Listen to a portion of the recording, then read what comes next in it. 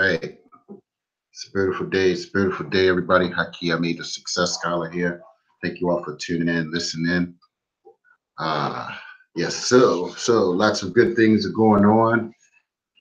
Man, I've been working over the past couple of days. Did not stop. So I got a little break feeling good right now about everything that's happening, everything that's going on. Taking some time out to really just touch on, not dwell far like many others have attempted to dwell on the Black Panther film, but I intentionally waited to really take it all in. I only went to see it one time. I think I got the message.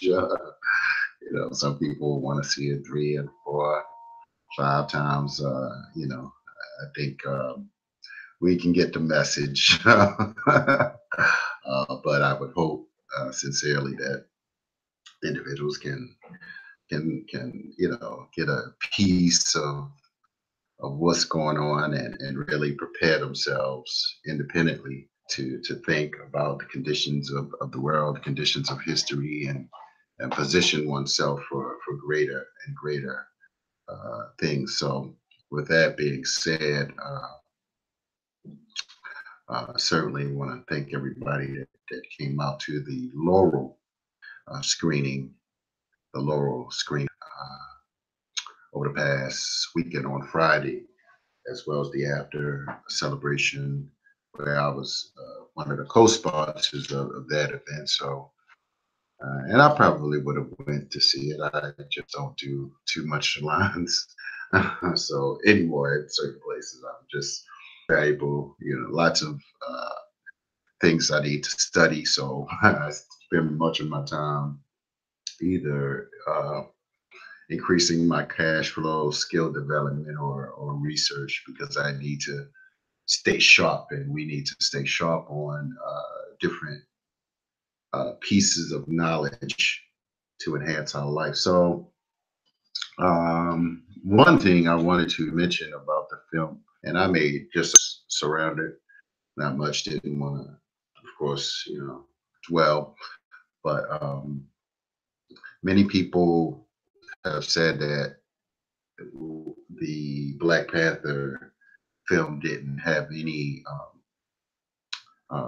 reference, or the originator of not um, copy the original Black Panthers. Uh, and I don't know if that's totally true. I mean, because the time was like so close together that it's like, really? So I do believe that sometimes people, with business minds, they'll take a popular brand and transform it over to another entity to try to capitalize off of that momentum. So, but there may be legalities in those regards. So, but I also want to speak about, I just think about the numbers. I always tell people, look at the numbers. Who's actually making money off of these films? Uh, where you can see, for instance, that we can create some space, African Americans and African people all throughout the world. And this is why I believe sincerely that Kweli is going to be essential for distributors, just as Netflix is being essential for other major film and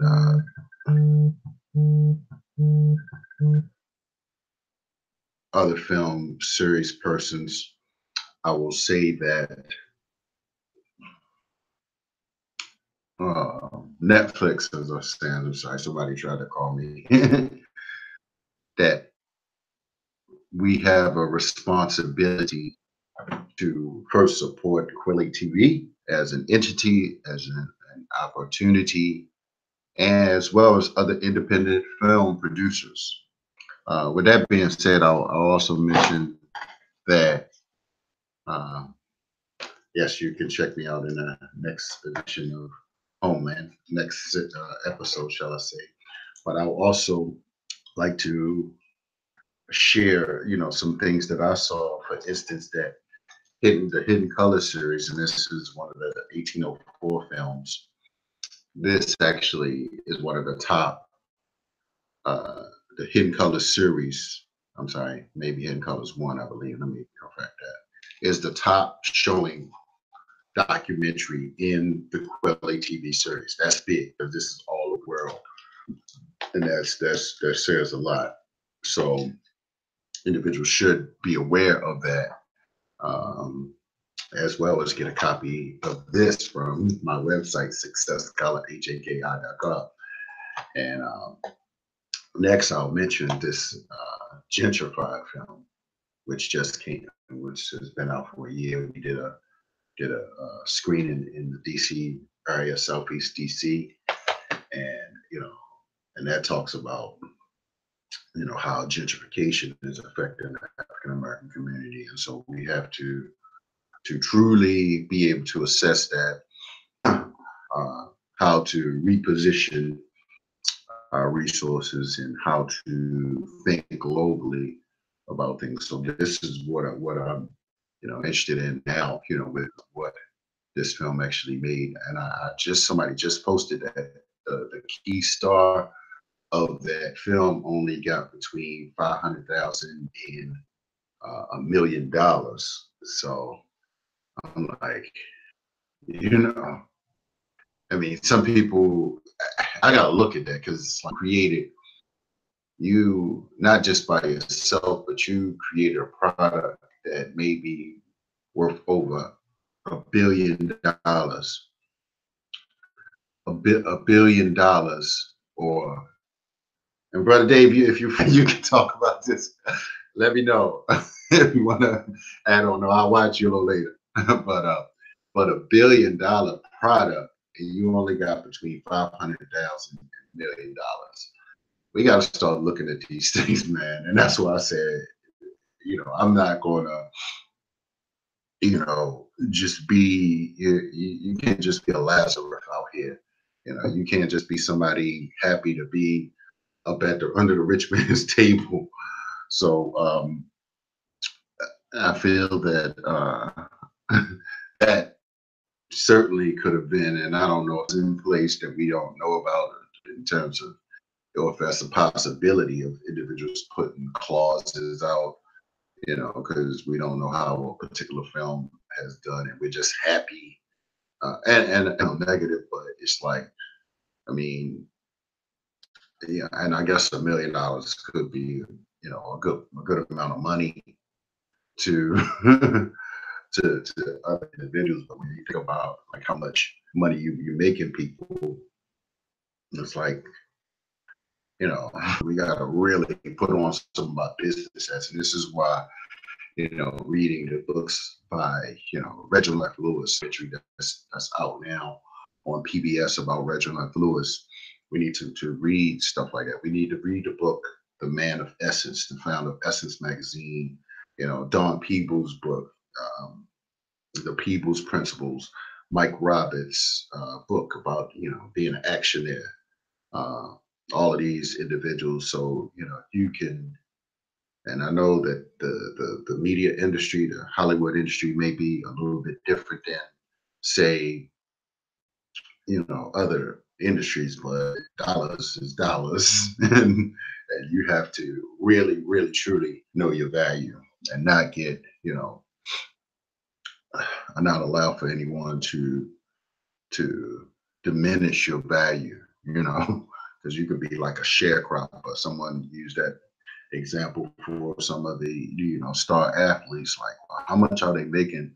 Some of these other big people, other owners and the concession people and the licensing individuals, people who make the hats and the shirts and everything else.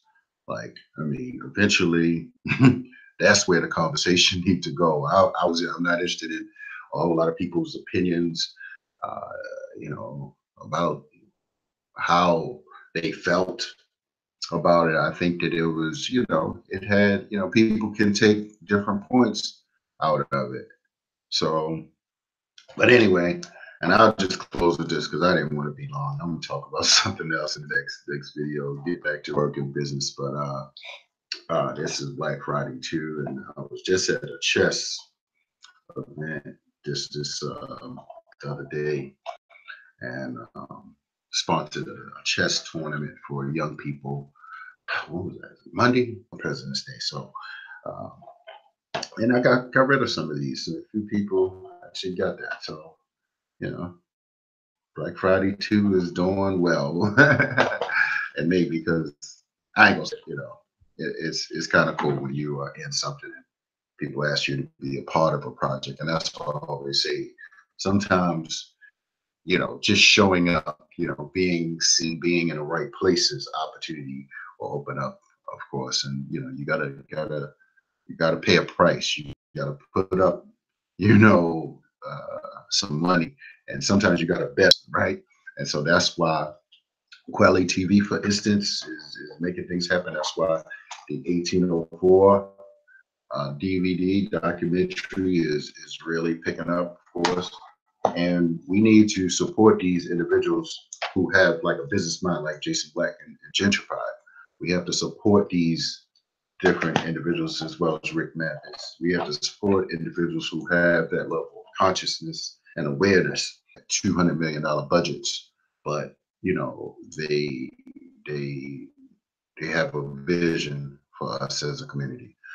So that's what I have to say on that. Progress is being made. I had a great interview with Dr. George C. Frazier. You can check that out on my wall. Well, I was on with Sisters for Sisters Network. We had a great interview that I posted. So I felt good about that one. So progress is being made. We're going to have some local workshops coming up. I have an office space that fits about 12 people in downtown Baltimore.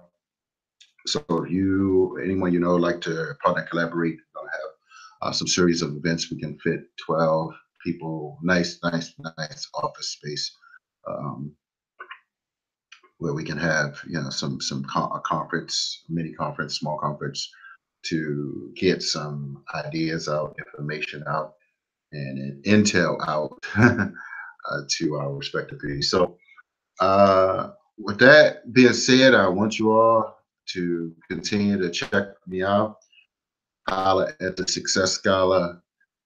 Shout out to that. I was on her show, and I'm available if anybody would like to, do an interview. Shout out to Nikki Woods, just got her media contact list, and another sister, Stevie, got her media contact list. So I'm going to be working some contact lists and looking forward to social media people, YouTube people, individuals that are good, and want to work with me, in terms of developing my skills. And I have my book out, so I am an author. I was selected, for those who may not know, I was selected to be in a blended Dr. George C. Frazier. So I'm not, just coming up, popping up, chit chatting. Les Brown selected me. So yeah, that's a good thing. So progress is being made. Let's go click subscribe, like, and share, as well as check me out on my Twitter. Follow me on Twitter, Sig1, since I'm the first Success Scholar, as well as Success Scholar on Instagram. So that's all I have. Holla at the Success Scholar, y'all. I am out. I'm going to come back and do some more over the next few days, next few weeks. Progress is being made. But go to my website as well, successai.com, successscholar.com. Also, check out that interview that myself and Dr. George Frazier on with the Sisters Network. We dropped some good insights, and I'll hope to see you at the PNC. Right? All right. Holla at the Success.